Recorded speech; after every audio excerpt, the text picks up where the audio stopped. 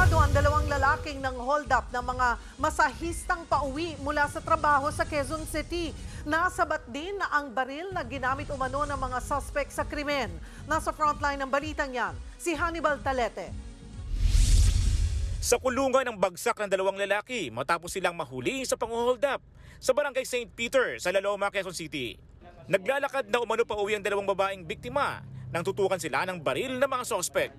Kinuha ng mga suspect ang bag, mga cellphone at iba pang gamit ng mga biktima. Ang modus nila, no, dito lang sila, paikot-ikot lang sila sa area natin ng madaling araw. Pagka nagkaroon sila ng pagkakataon at talagang yun ang kanilang bibiktima, nakakita sila, iaano nila, kagrab nila yung opportunity na yun.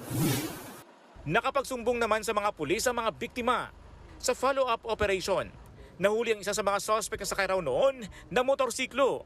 Ginamit naman ng mga otoridad ang cellphone ng inarestong suspect para makontak at mahuli ang kanyang kasabwat. Parehong nahulihan ng baril ng dalawang suspect. Isa sa ilalim umano sa ballistic examination ang mga nasabat na baril. Hindi naman nabawi ang mga ninakaw na gamit. Hindi naman itinanggi ng mga suspect ang nagawang krimen. Palusot pa nila.